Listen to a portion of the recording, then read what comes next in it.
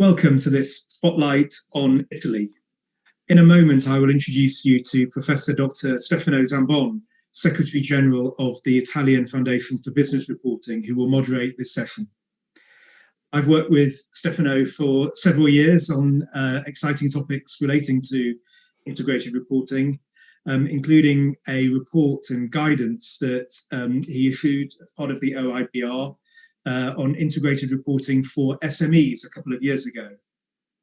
As a former chair of the global organization, the World Intellectual Capital Initiative, WICI, we've worked together on promoting the idea of intangible value and bringing intellectual capital to the fore in corporate reporting.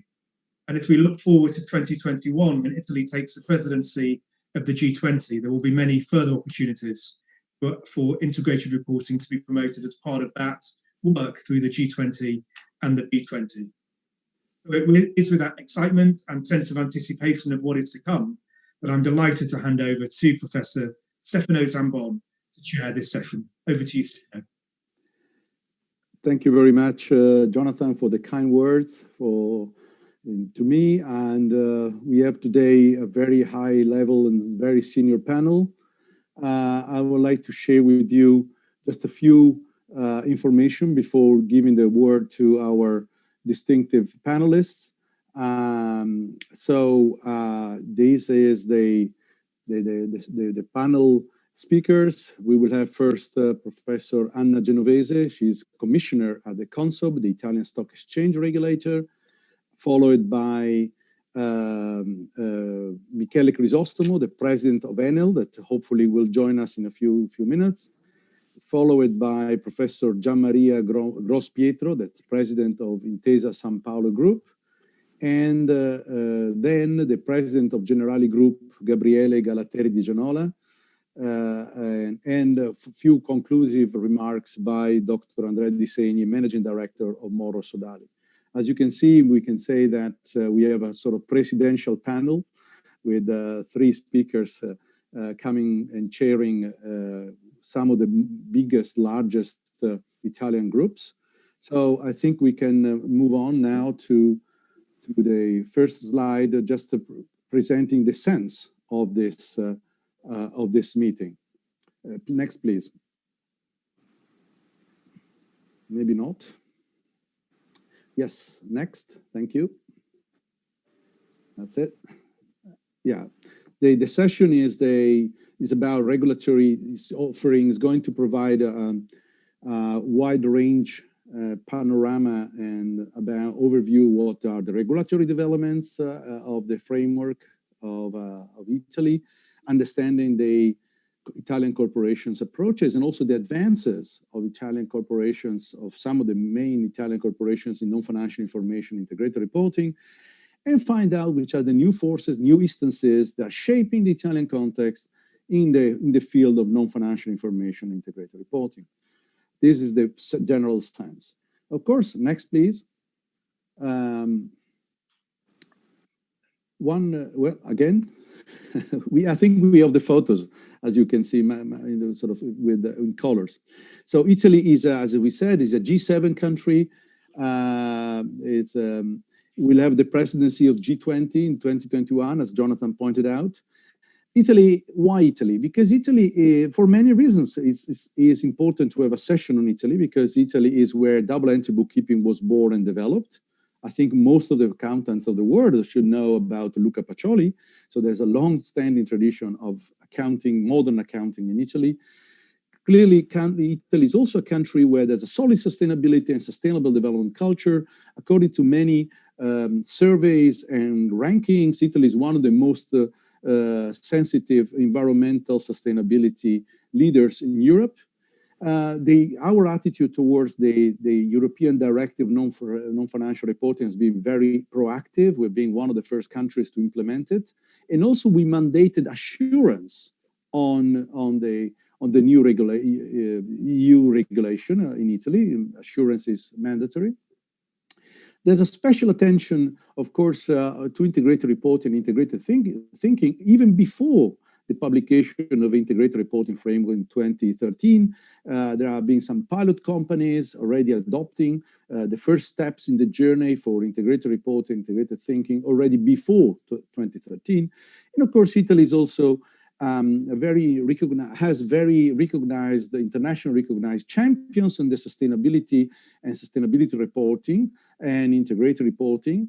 And they are also, just in this session, we have a market cap of 150 billion, not 140, 150 billion. I just checked the other day, market capitalization. And finally, why Italy? Why to have a session in Italy? Because we never had one. Surprisingly, we never had a session centered about the Italian situation in the field of non-financial reporting and integrated reporting. A second question, next please, comes quite naturally. Why OIBR? OIBR stands for Italian Foundation for Business Reporting. It was recently established in June 2019, replaced the Italian Network for Business Reporting that was founded in 2012. So despite being recent, the OIBR Foundation has a long-standing tradition, so to speak, of at least 80 years of work in this area. It's a non-profit entity working for the public interest. More than 50 Italian stakeholders are represented in this foundation. The mission of the foundation is to deal with the elaboration, dissemination of researches, principles, standards in the field of business reporting, disclosure on this field, sustainability integrated reporting, TCFD recommendation, and last but not least, intangibles and intellectual capital statements. I think what we can say about our foundation, there's also a special interest for SMEs, which is not necessarily common around the world. And it represents, the OIBR Foundation represents a Wiki Global network, which has been reminded the only network dealing with intangibles reporting. It has received the formal endorsement by the IIRC, of course. We thank GRI, SASB, and the World Business Council for Sustainable Development. Last but not least, a few days ago, the OIBR Foundation is the only Italian entity that has been admitted to the IIRC Council. So this made us, of course, very proud. So next, please. As a final sort of comment, these are some of the publications we made in 2 years, less than 2 years. I just signaled to you the one on integrated reporting for SMEs, one on the business model representation, and last but not least, again, the one on integrated thinking that we think it's quite an interesting guidance step by step to integrated thinking. After this, such a brief introduction, let's move on. And of course, these are the speakers. Let me just check if Professor Anna Genovese has already reached us. And let me hand it over to Professor Genovese, that is Commissioner of CONSOB. CONSOB stands for Italian Stock Exchange Regulator. Let me also thank Professor Genovese on behalf of the whole foundation of OIBR Foundation for being with us. And the word is yours, Anna. Thank you. Good afternoon, ladies and gentlemen. It is a great pleasure for me to participate in the Italian session of the 2020 edition of the International Integrated Reporting Council Global Conference. I'd like to thank the OIBR and Professor Stefano Zambon for their kind invitation to speak today. As many of you already know, the legislative decree transposing the EU Non-Financial Reporting Directive in Italian law designated CONSOB as the supervisory authority responsible for the non-financial reporting of Italian public interest entities. My speech will describe how this supervision is working and how the consistency of the legal framework is evolving. As part of a supervision procedure, in January 2018, CONSOB established that continuous and in-depth investigation are also to be carried out on a certain number of non-financial statements, which are selected through a specific resolution procedure.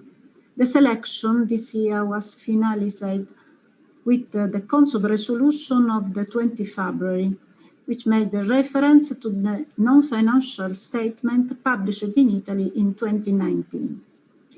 In practice, various indicators are used in the selection of the non-financial statement to be scrutinized, including the supervisory priorities set out annually by ESMA. These priorities are outlined in the European Common Enforcement Priorities, a public statement that ESMA has issued annually for financial information since 2014. In this way, EU influence over the national competent authorities' oversight of non-financial reports published under Non-Financial Reporting Directive is substantial and is likely to grow over time. In 2020, European Common Enforcement Priorities, which refer to the financial and non-financial statement relating to 2020 financial year, an entire section of the document is dedicated to the priorities related to non-financial statement. The fact that ESMA has placed specific emphasis on this area within the statement signals their desire to give the enforcement priorities for non-financial information an independent status and to put them on an equal level to those relating to IFRS financial statement. The 2020 EU Common Priority marks a turning point also in the terms of the content and the compliance of non-financial information. The ESMA public statement once again stresses the importance of information concerning the risk associated with climate change, an area that has already been highlighted in previous common enforcement priorities. But this here also it includes other important issues. One specific emphasis for 2020 is the need for transparency in relation to the impact of the COVID-19 pandemic, taking into account the pervasive nature of the consequences of the crisis that have affected many areas of the information governed by the non-financial reporting directive. Consideration is also given to the business model adopted by companies. In particular, the 2020 Common Enforcement Priorities focus on the disclosure of how the business model contributes to the creation of the value for stakeholders and how on degree of resilience of the business model in the face of the various impact of non-financial origin deriving for exceptional, unexpected events such as those we have experienced this year due to the pandemic. Finally, ESMA statement, in line with the non-binding guidelines of the EU Commission on non-financial information, underline how non-financial disclosure must take into account the interconnection between financial and non-financial information. This is a very important topic. In the financial market, non-financial information is now considered to be an instrument through which current and potential investors can evaluate non-financial factors, also known as pre-financial factors, that can determine and condition the economic and financial result that a company can achieve. From this point of view, there is a clear link between financial and non-financial information. It is therefore not surprising that ESMA and the national authorities have embarked upon a path that will lead to be integrated supervision of the transparency disclosure of issues by correlating financial and non-financial information. However, under the existing EU and national regulatory framework, this integration cannot be complete nor can it be completed. This is because currently there is no overlap between the perimeter of issues supervised by CONSOB for financial reporting and those supervised for non-financial information. But also considering that there are numerous content misalignment between the regulation for financial and non-financial information disclosure. Nevertheless, a significant amount of integration is already taking place in CONSOB supervision activities. Let me explain how. Integration is present in the future of the supervisory model on the compliance of the non-financial statement. This model, as I mentioned at the beginning, is based on the regular monitoring on a subset of specifically selected supervised companies. This system, therefore, mirrors the model used and accredited in the EU for the supervision of the financial reporting of issues. Integration can also be seen in the method used in the selection model in order to identify the non-financial reporting to be submitted for in-depth investigation. In fact, this selection model includes the input from financial supervision within the parameter for identifying the non-financial statements that are to be examined. Finally, integration can also be seen in the supervision on the compliance of the non-financial statement included in the selection. In this case, as I mentioned before, the 2020 Common Enforcement Priorities play a role. In fact, Hemp Space is dedicated to the discussion on the treatment of the business model in non-financial reporting, the analysis of which also involves the verification of the coherence of the model with the assumption of the industrial plans presented both as economic performance objectives and as an underlying element of evaluation of the financial statement. I should also point out here that in the first 2 years of the application of the rules of non-financial reporting, no sanction or compliance are issued. In the first year, the in-depth analysis carried out by CONSOB were aimed primarily at assessment the compatibility of the solution identified by issue during the first application of the regulation with the interpretative flexibility allowed by the national legislator. In the second year, also due to the growing interest of the market in ESG information, specific requests for information on the non-financial statement were sent out, based also on elements not directly related to the statement themselves. Media exposes news of investigation by the usury on matters related to social factors, excessive emphasis on the use of green finance and financial instruments, etc. Supervisory activity on the 2019 non-financial statement is currently in progress. The next challenge is, needless to say, the revision of the non-financial reporting directive that the European Commission has been carrying out over the recent months. During this review, it would seem not only possible, but highly necessary to prepare appropriate solutions to mitigate the effect of the misalignment I have mentioned.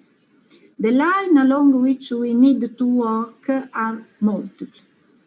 full osmosis between financial and non-financial information is an objective that should be supported and which implies a high degree of standardization in ESG information.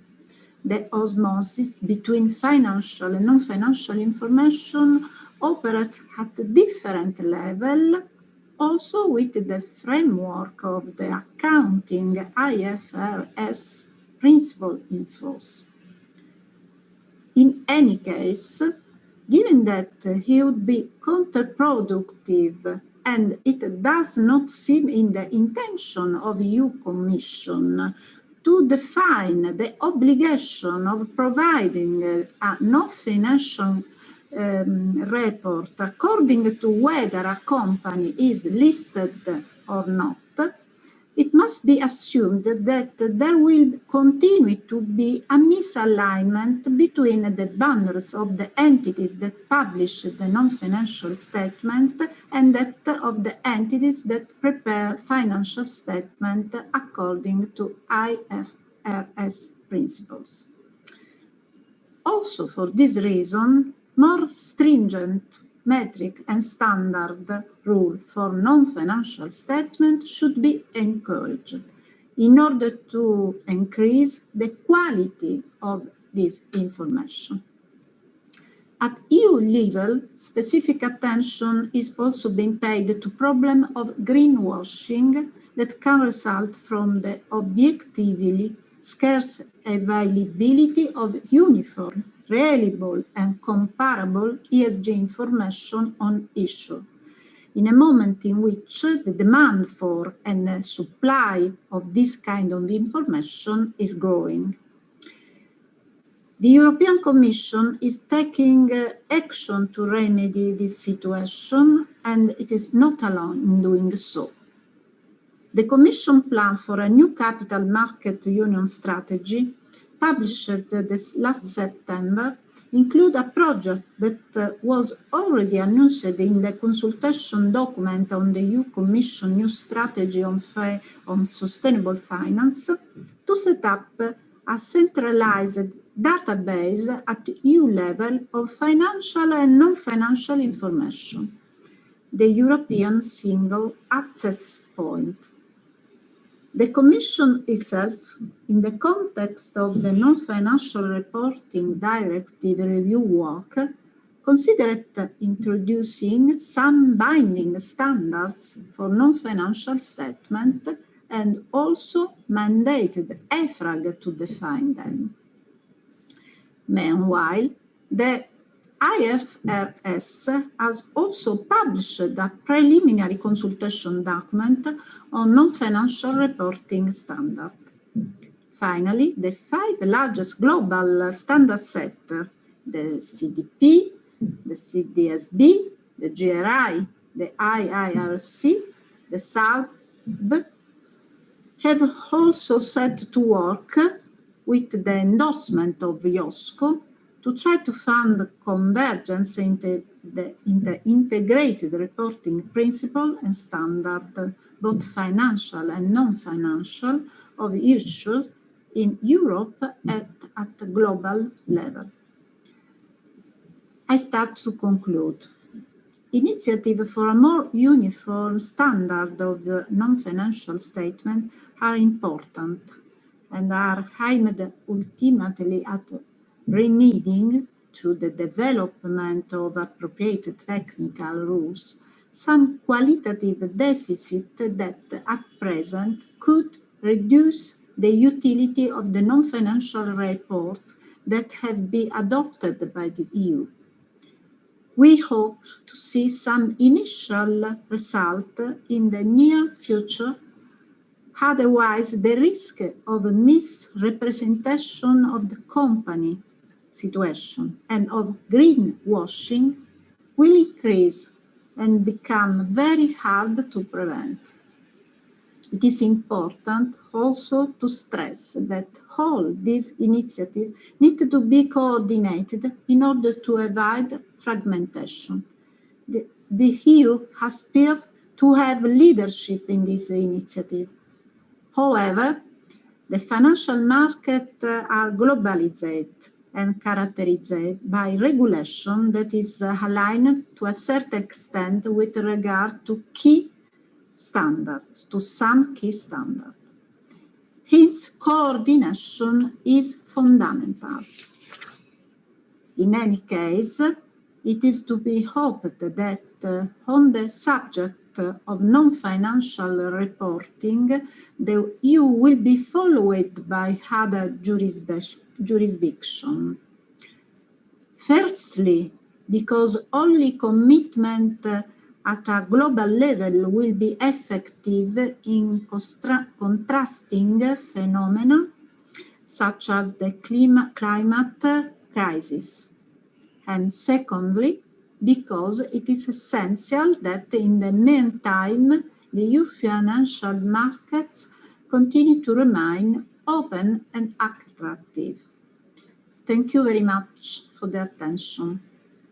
Thank you very much to you, Professor Genovese, from the point of view of an Italian stock exchange regulator that is also delegated to follow the non-financial information in Italy. That's why it was very important and distinctive to have your contribution.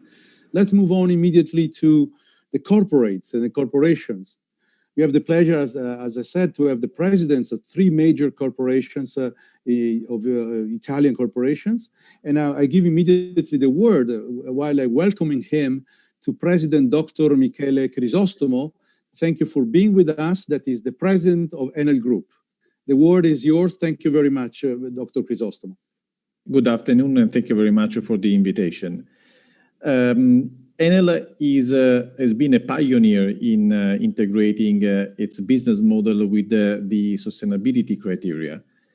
And what I would like to say is something about our model, first of all, also considering the integrated thinking element, which is relevant to whatever discussion we are having on the integration between business and sustainability. I would like also to say something about the approach that we have with respect to corporate reporting. So the way we would be presenting our numbers by integrating the financial and the non-financial disclosure. So let me start from something, a description of our approach. Today, as you can see, we are all committed to combine, in a way, to connect performance with purpose. And this will be necessarily involving identifying, executing and monitoring business decisions and strategies for long-term value creation. In this connection, I think that our purpose clearly reflects this attitude, which is open power for a brighter future. We empower sustainable progress, which would be underlining the Enel's day-to-day commitment, all our people commitment towards improving the future of everybody, to drive a sustainable progress, to leave no one behind, and to make the planet a more welcoming place for future generations. In order to achieve this, we have been putting sustainability at the center of our strategy. We have been, I like to say, radical in the approach to sustainability. And since 2015, this is the reason why we can claim that we have been pioneering in this field. We have been adopting a strategy that has been putting sustainability at the center of the value chain. We have been digitalizing our networks and the whole organization at all levels and in all processes. And we have been putting the development of renewable energy as really the driver, of our growth.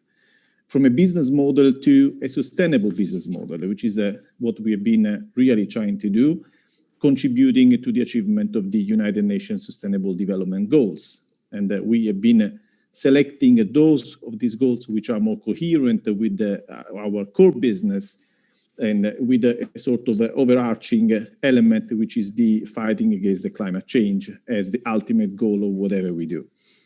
And investing in sustainability means generating economic and financial value, means generating jobs, giving a course to a more resilient and more profitable and less risky strategy, which is something that has been really getting into every aspect of our activity, including also the financial aspects, because we've been developing some products that, again, has been the first to be launched on the market, both in terms of lending, so going approach to the capital markets, which is based on sustainability. I'll say something about it, in a few minutes. And also respect of whatever we do in procurement, whatever we do in buying products, including financial services and insurance products. On the strategy, really few words on where we are. We have been creating, as our CEO has been saying in the Capital Market Day in last week, we have created a super major on the renewables. So we've been creating the world's largest private networks operator of renewables with a current installed capacity of approximately 45 gigawatt.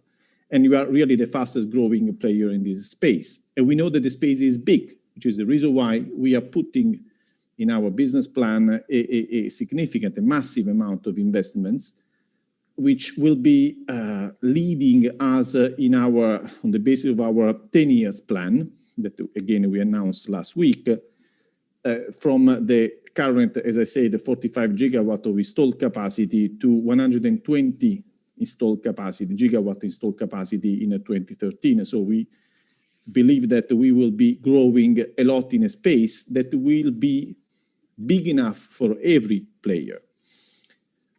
Today, we are the biggest networks operator with more than 74 million of end users. And we are the most advanced in digital transformation of networks, which means that we are a crucial player in developing projects around smart cities, e-mobility.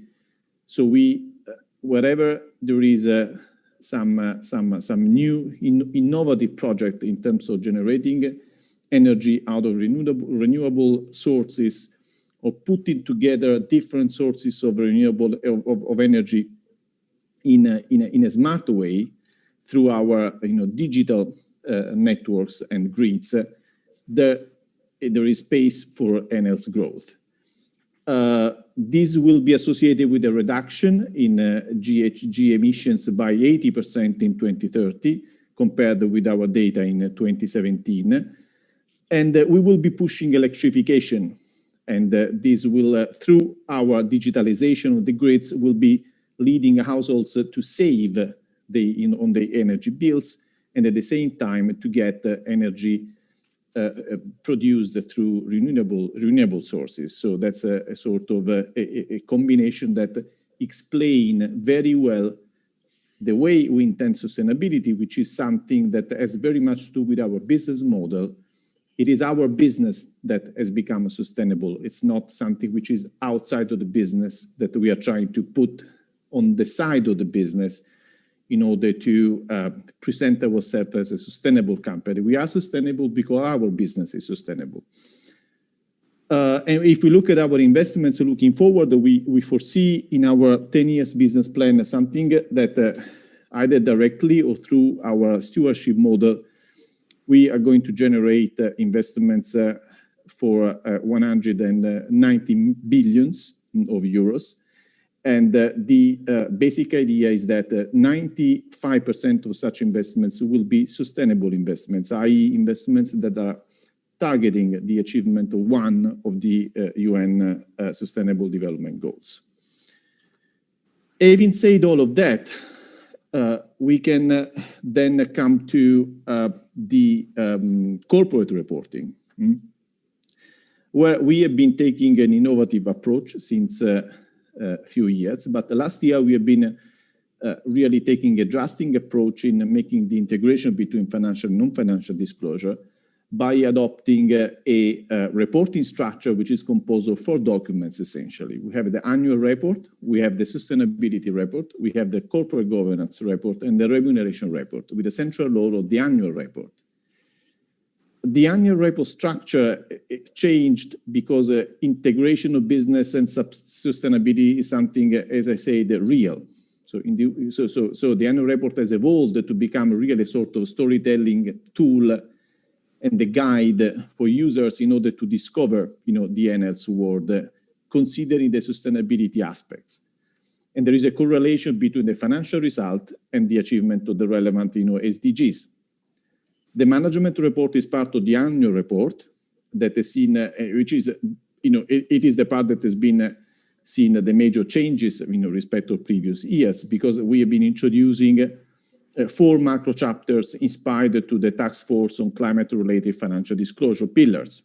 So we had the governance chapter, illustrating the governance structure of the group. We had the strategy and risk management chapter, the performance and metrics chapter, and the outlook chapter. The sustainability report addresses is addressed to all categories of stakeholders and focuses on ESG topics contributing to the sustainable development. The report allows the disclosure of ESG future megatrends and the relevant innovative topics, providing a broader vision of Enel as a sustainable company of the future. And the sustainability report is based on a concept of doubled and dynamic materiality, including the reference to the company's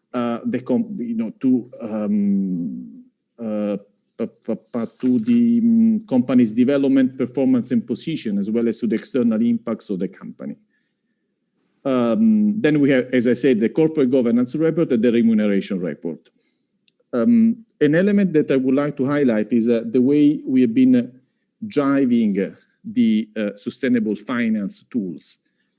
As you may know, we have been issuing last year, so 2019, the first SDG-linked bond on the capital markets. We've been doing issuances in euros and in sterling and in US dollars. So we've been approaching, I think, the broad capital markets.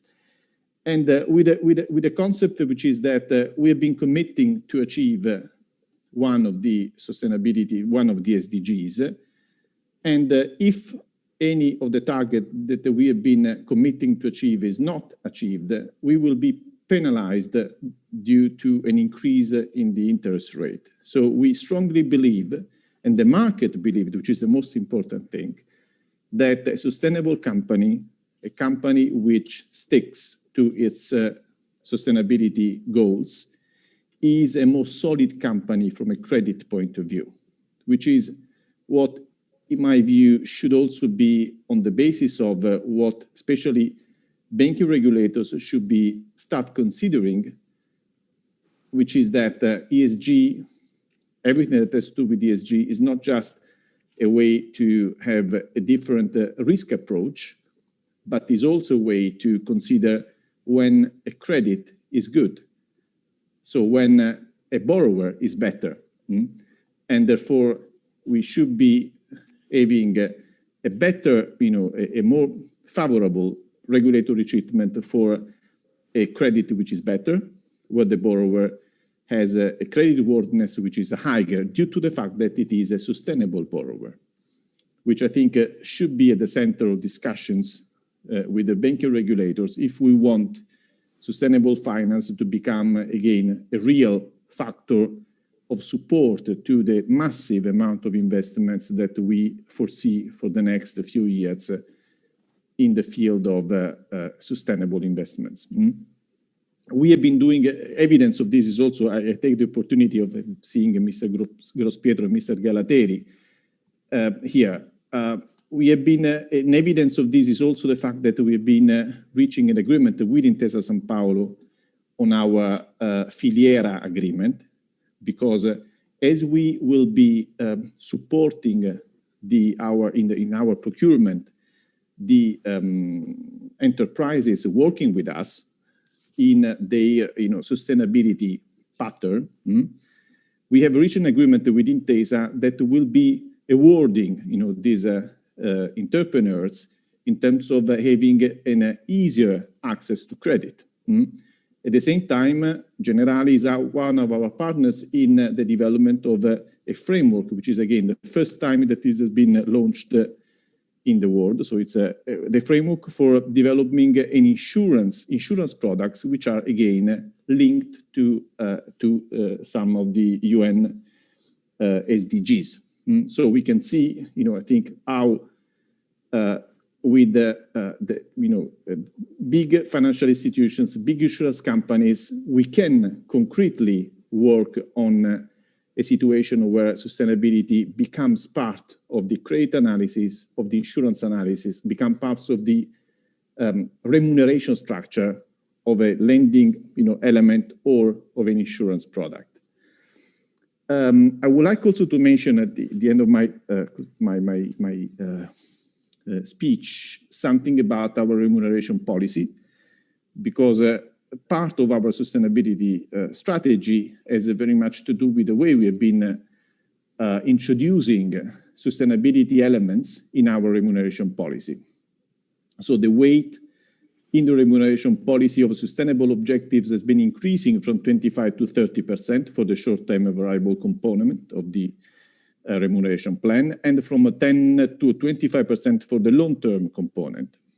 And while the management commitment to achieve financial targets remains unchanged. So there has been a rebalance in the remuneration policy or the non-financial sustainability targets with the financial targets that again remains the same.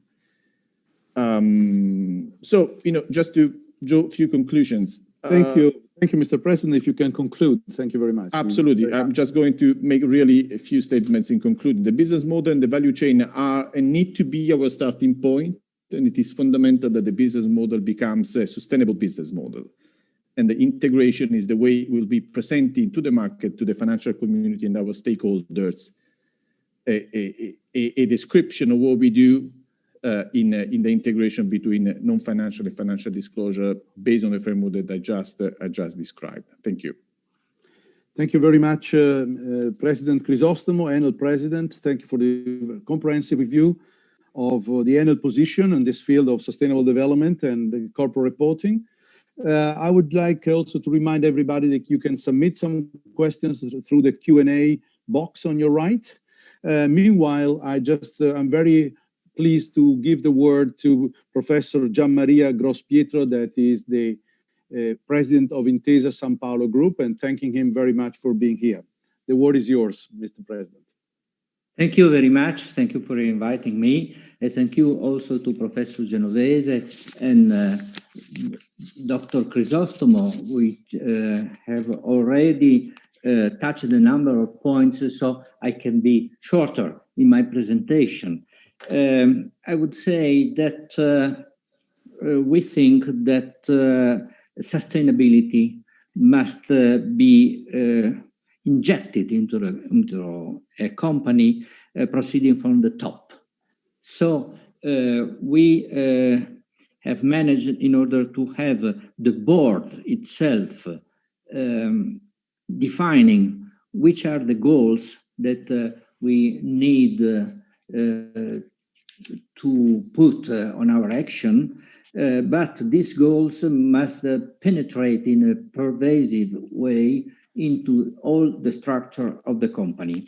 Indeed, the goals have to be explored starting from the management, and the management has to propose a number of possibilities, and the board has the authority and the possibility of choosing which ones, the quantities, the times, because what we think is that the movement towards the sustainability needs to be presented to the investors, to the shareholders, to all the stakeholders.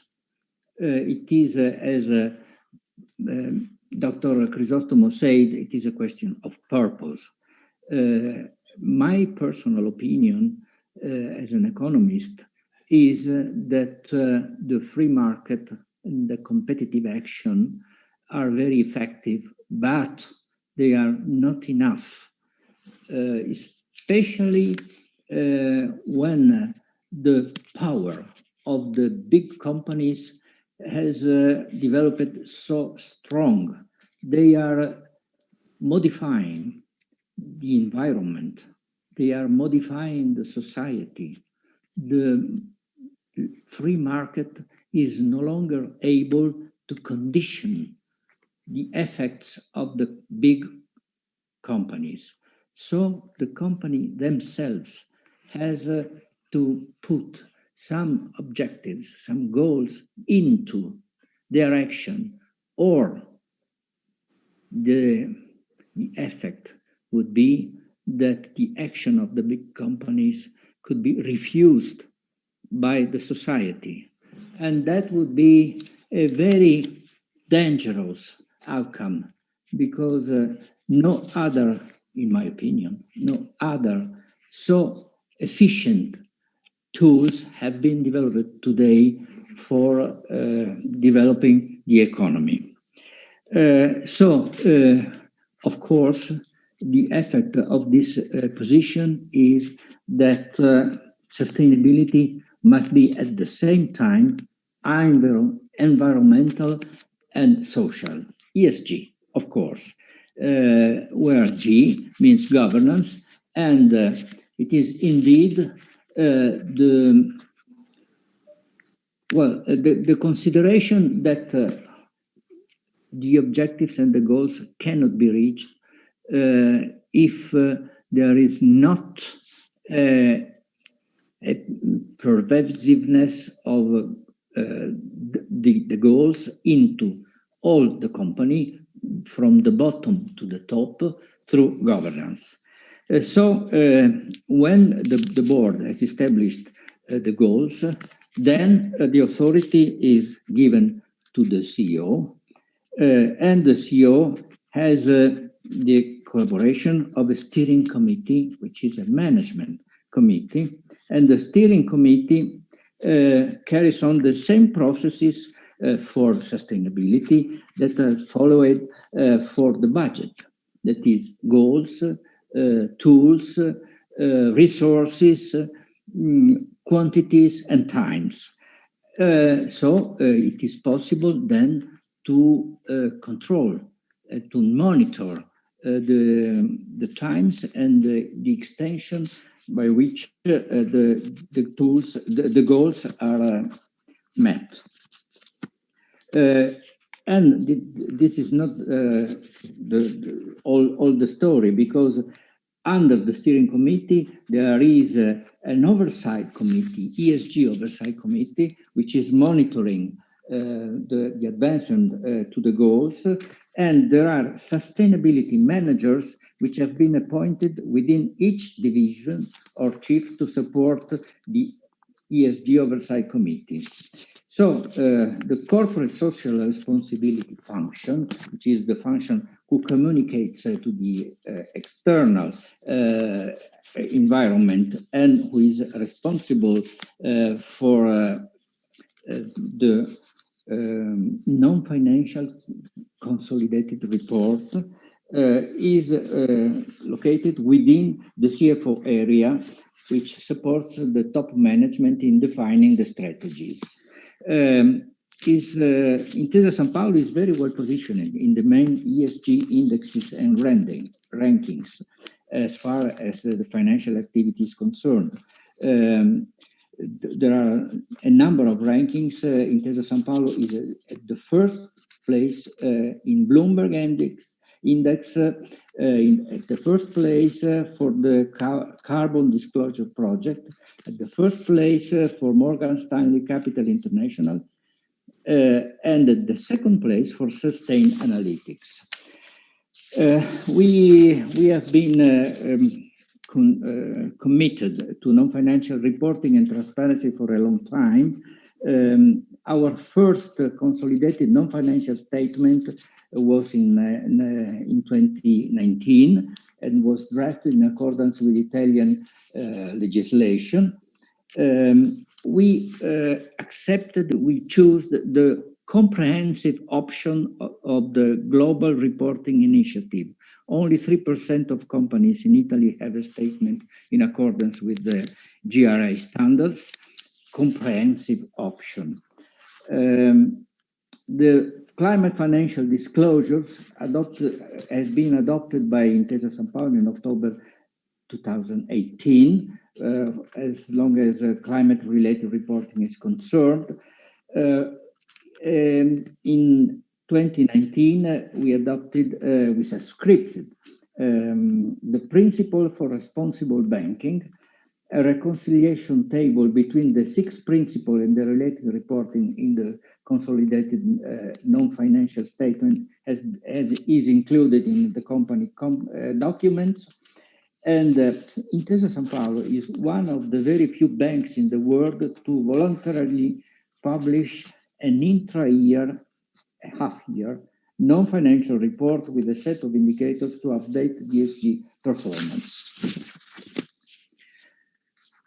Let me come to a number of drivers which are in place to support Intesa Sanpaolo people, because the responsibility, the social responsibility starts with the people inside of the company.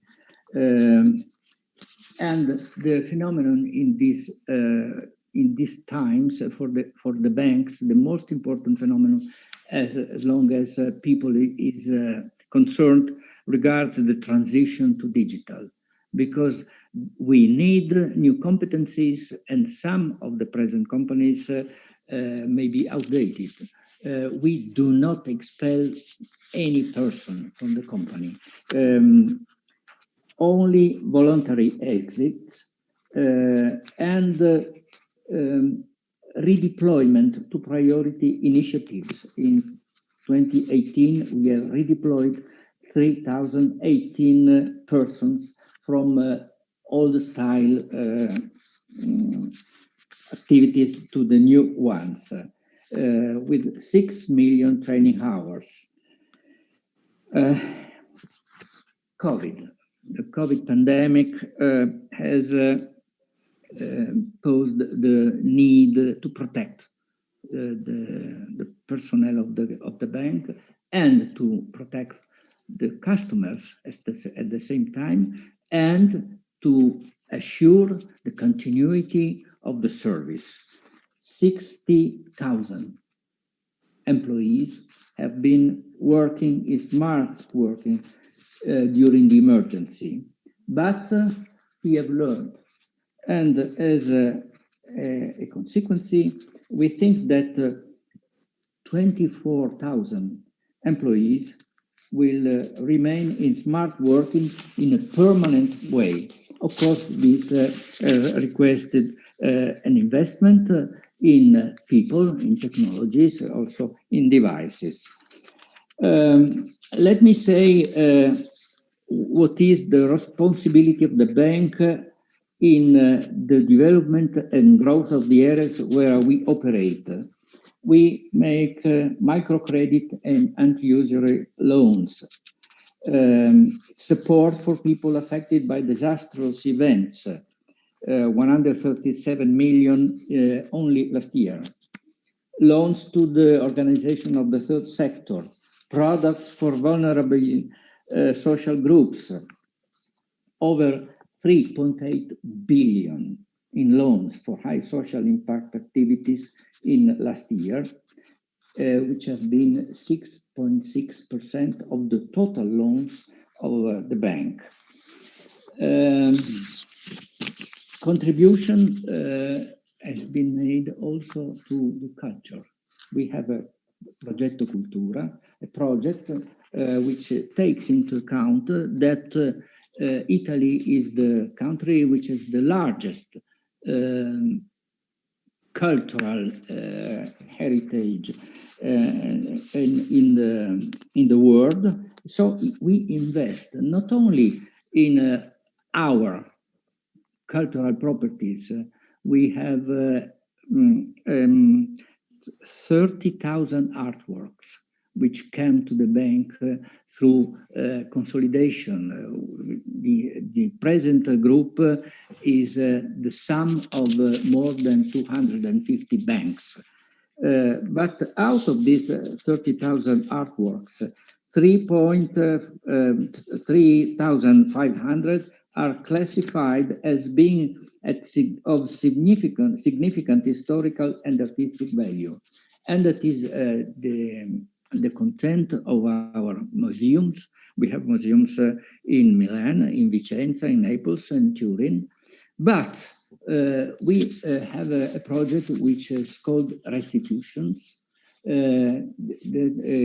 whose content is to pay, simply to pay for restoring properties, cultural properties of the territories where we operate. Let me come to the circular economy.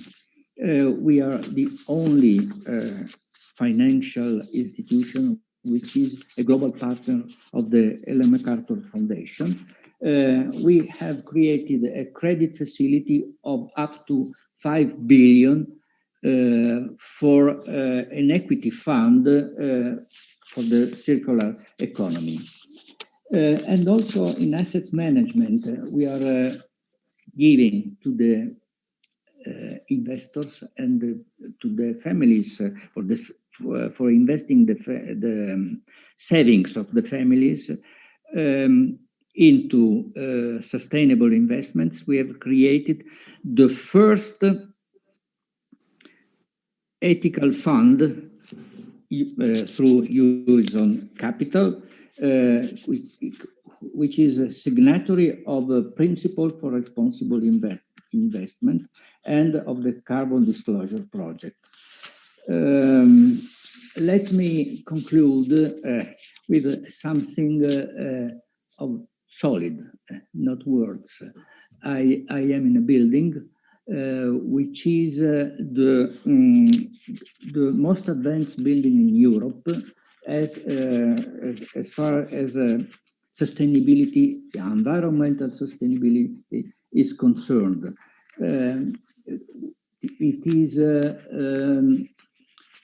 climatized through heat pumps that extracts heat from the underground water table in winter, and which exhausts heat during summer.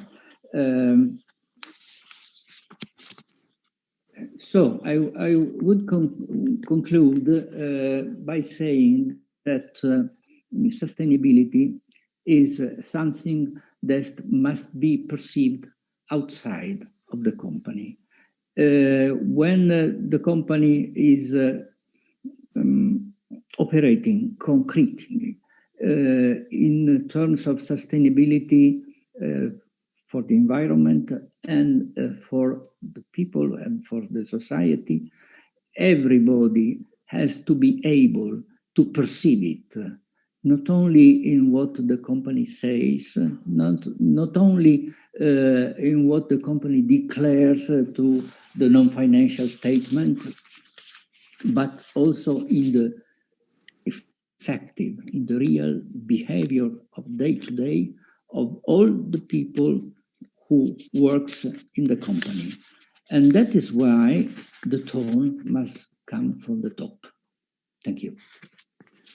Thank you very much, President Grospietro, Professor Grospietro from, I remember Professor Grospietro from University of Turin as well.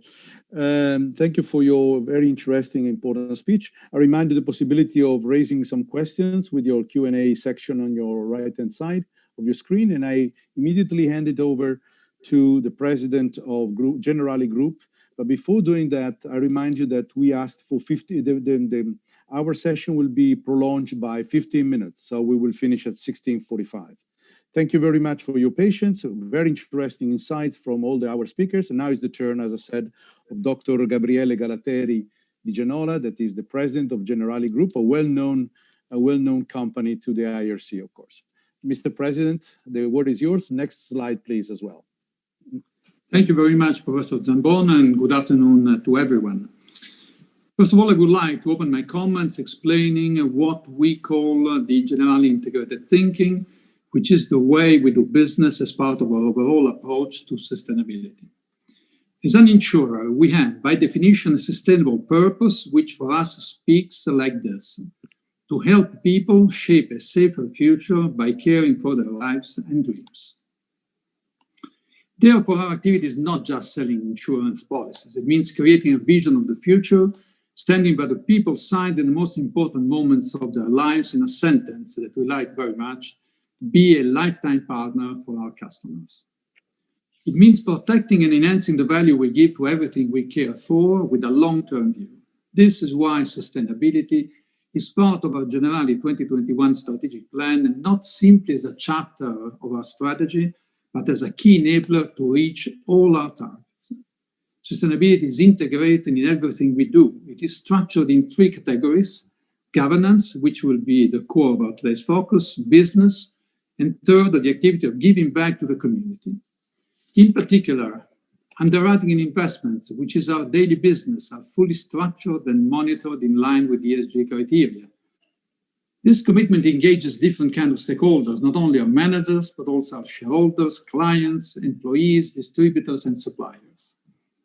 As for the community we live in, our flagship program, the Human Safety Net, has the objective to fill the gaps and unlock the human potential in the most disadvantaged social context, with the aim to guarantee a fairer world to all the future generations. And you cannot imagine how quickly it spread, this project, to all the countries in which we operated, starting only 2 years ago. But let me come now to the governance system, which represents the framework of our wider integrated approach. Slide number 2, please. To create sustainable value for all our stakeholders over time, we need first of all to understand and manage the huge global challenges we have in front of us.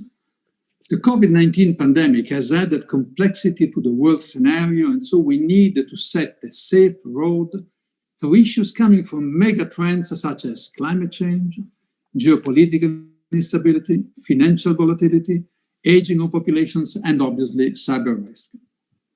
As an insurer, we want to comply with our role to protect and support the global economy, managing the above megatrends and responding to them with sustainable solutions. This is why we decided to adopt a materiality matrix to integrate such megatrends with the related ESG criteria into the business in practical terms. The matrix represents a powerful engine for our integrated thinking, and as we will see, for our integrated reporting system. Key pillars of our governance include sustainability committees at the board of directors level and at the top management level, with the responsibility for policies and guidelines to support and promote the implementation of our strategy. And by the way, I chair the board sustainability committee. In this direction, the board has recently decided to adopt all the clauses of the new Italian Corporate Governance Code. Principle 1 of such code says that, quote, the board of directors leads the company by pursuing its sustainable success and further to create long-term value for the benefit of the shareholders, taking into account the interest of other stakeholders relevant to the company. Therefore, our strategy, as well as our ordinary activity, is oriented by such clear indication. Finally, more than ever, it is crucial to have the appropriate ESG skills in the board of directors and to implement, as we are doing, and as some of my colleagues before mentioned already, remuneration schemes which integrate the strategic sustainability objectives. Our annual report, integrated report, is a proof of such commitment, which starts from the top, as Professor Cospieto mentioned, to encompass all our stakeholders inside and outside the company. Next slide, please. Now let me focus on the journey of our integrated reporting. Since 2004, we started to publish the sustainability report in addition and separate, therefore, to the financial one, in order to describe how the group creates value responsibly over the long term for all our stakeholders. In 2011, we started our integrated journey.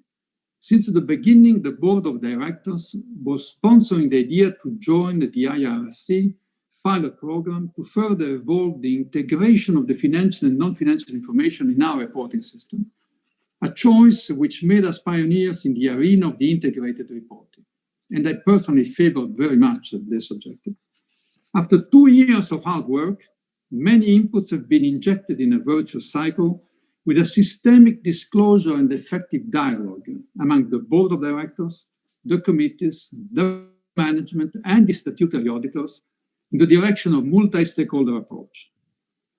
Finally, in 2013, we published our first integrated report. In this occasion, we decided not to duplicate reports and include the non-financial information into the existing management commentary, which is part of the mandatory financial annual report. Consequently, in 2016, we set up an integrated lab by all the functions responsible for the group reports to further develop the integrated reporting. In 2017, when the non-financial disclosure European directive became mandatory, we were ready, therefore, for such a development, thanks to the work done until that moment. And here comes the nice way we presented this integrated reporting. Implementing the core and more approach developed by Accountancy Europe in the same period, the management commentary became at that point our core report. It integrates both the relevant and non-financial information and the financial one. Connected to it are more reports, provide detailed information for specific audiences. So it makes much simpler the reading and the understanding of our data. Consistently with this approach, the sustainability report was no longer published since the material non-financial information was already included in our integrated report. Other non-financial information remain, of course, disclosed in the Generali website. Next slide, please. At this point, let me add some facts of which I'm particularly proud of in this journey. First, we can say that Generali continues to be an evangelist in the integrating report panorama as we are spreading this gospel in different areas like the following. We are actively participating to the integrated thinking and strategy group of the IIRC. Second, our integrated reporting scheme is used by many other Generali business units and by our Human Safety Net Foundation, which is starting the journey. And we are sharing our best practices with many universities and other companies asking for our support in this area. In addition, another interesting development, we developed some years ago the first integrated reporting training program in Italy, which was certified by the IIRC in collaboration with the Mid-Trieste School of Management. As you know, Trieste is our legal seat. Finally, all these efforts, as many of you already know, led us just a few days ago to win the Oscar di Bilancio 2020, the Academy Award for Financial Statements. It is a prestigious recognition promoted by the Italian Public Relations Federation for the listed financial companies category.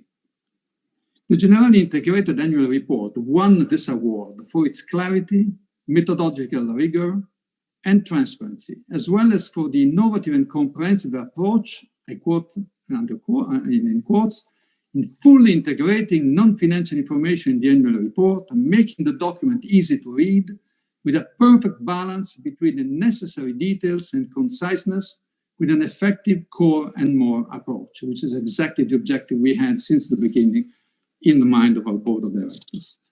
Next and final slide. And now what's next?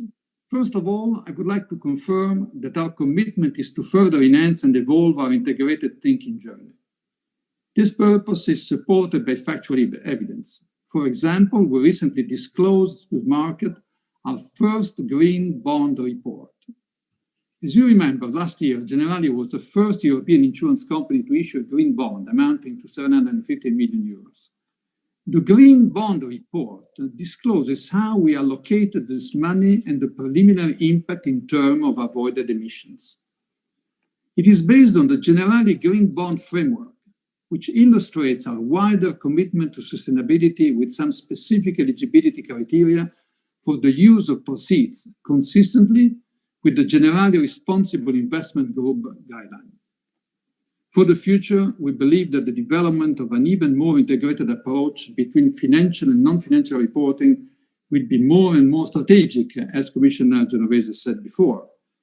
In this context, some of the main challenges we can foresee for integrated reporting, where all the relevant stakeholders might be focused on, are: one, the review, as Commissioner Genovese said, of the EU non-financial directive. Then more comparability of non-financial KPIs while maintaining, however, the entity-specific disclosure in line with the targets of the strategic plans and avoiding the non-financial information overload, another main point. And also an enhanced approach to non-financial information audit, because independent external assurance is a guarantee for trustworthy data and could achieve more reliability, better confidence from the markets, and progress on the global sustainable finance objectives. Let me conclude now, summarizing two takeaways from my previous comments. First, Generali commitment to sustainability is driving our strategy with our governance, our business, and our actions in support of the communities.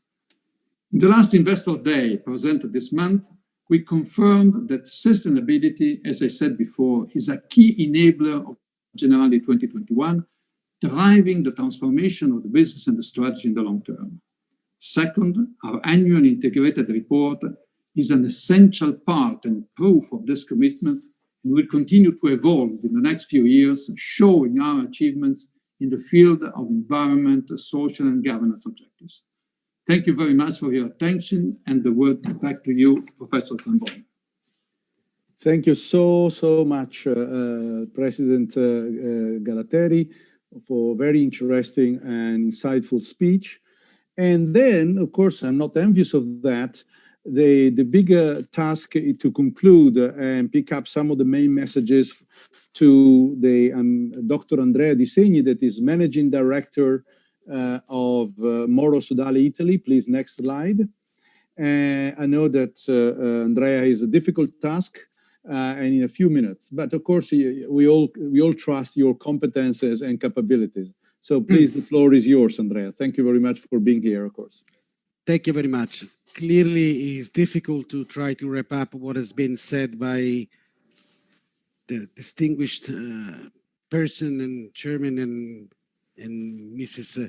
Anna Genovese about what we are doing in Italy. I think it's clear that there are still a lot to do in terms of approaching the sustainability aspect, and there is some kind of misalignments with how this aspect should be disclosed to the market with transparency, and I think this has been clearly pointed out by Mrs. Genovese. What I think that there's been a lot of elements and aspects that prove that the Italian market and the companies that describe the approach to sustainability, which are completely different industry, belongs to. So basically, it is important that there is no differences between the industries. The approach to sustainability on the Italian market is clearly advanced. Let me try to give some elements which I found very, very interesting. I would remind the integrations of all the corporates document to give the possibility to the stakeholders to better understand the different impact sustainability may have on financials, non-financials aspect, but also on remuneration and the governance. I think that has been underlined the importance of a sustainable approach to finance with bonds, but also the element of the presence of massive investments in the sustainability. I personally think that sustainability, to some extent, is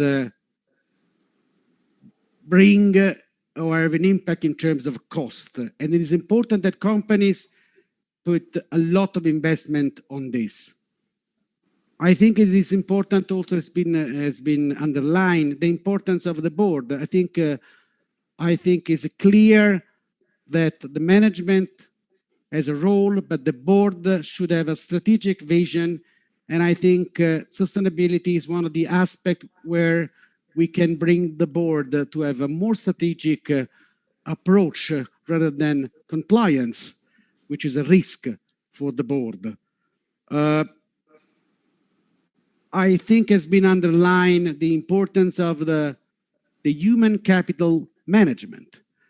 I show you in a couple of minutes some slides where we ask to institutional investors what they think is the most important sustainable factors or aspect. And human capital management is very important. And even more in a situation where this pandemic context brought the risk of mismanagement of the human capital. I think, and it's probably, it's a new element, how is important also, given what we have in our country, the approach, a new approach to the culture. And because that is I think it's a thing of a enormous value for our country, for the world, I also think has been said and has been underlined the importance of the concept of the tone at the top. I totally agree that without a governance, and a governance with the impact, with the confirmation of the tone at the top, is the only way to implement an approach, a solid, resilient approach to the sustainability. I also think is a value the fact to approach the sustainability, identifying the megatrends which give the confirm that our companies are looking on a very multi-year time frame to understand what they have to do in terms of business and also in terms of on sustainability to ensure reach the goals in a long-term period, not 3 years, but obviously 10 years. That's what I'm trying to clarify. The last point that I can underline is the concept of the clarity and the possibility to giving back to the stakeholders documents that are easy to be read, easy to understand what is really the objectives that any companies should take in consideration for sustainable business. If you go to, if we can show you, I think I try to condense everything, but many things has been said. I think that's probably is the point that impressed me more than others. If we go to the next slide, I think is important to, this is a survey that we did early January, couple of weeks before the impact of the COVID. And if you say the three most important, let's say, risks or opportunity in the investment decision of institutional investors are climate change, but that is probably the one more expected. But it's important that the second one and the third one are the reputational risk, which is an aspect that should be, that it is very important for the board, and the third one is the human capital management, as I said before. If we go to the next slide, that's another question that we ask to the institutional investors for the importance of providing or having a vote on the sustainability. A lot of discussion happened in the past, but for the moment, I think this is the answer of the many funds that have been interviewed on this specific matter. For the moment, they told us that a say on sustainability is not probably the best solution for the moment. And there are many other method to discuss with the companies the sustainability aspect. Probably the engagement is more effective rather than a vote. And having said this, I think I use all of my time. I thanks very much our distinguished panelists. I think that they have proved that the Italian market is moving in a very positive pathway to sustainability, and I'm happy about this. Thank you very much to all. Thank you very much, Andrea. Nearly impossible. So the last word to Jonathan, of course, and on behalf, of course, of the Italian OIBR Foundation, or the Italian Foundation for Business Reporting, my personal thanks associated to that of also Andrea Di Segni. Jonathan? Thank you very much indeed, Stefano. And we say that integrated reporting is a governance concept, and the phenomenal support demonstrated in this session from leaders in Italian business and capital market participants is a really powerful demonstration, I think, that integrated thinking and reporting are tools for better corporate governance as much as a framework for better business reporting. And we'll do much more with you, Stefano, to bring these world-leading and award-winning practices to a wider global audience. And I hope that next year's G20 presidency will give us an opportunity to do that, if nothing else. And thank you to you, Stefano, for chairing the panel, and to the distinguished guests. We really do appreciate it. It's been a really phenomenal and powerful session.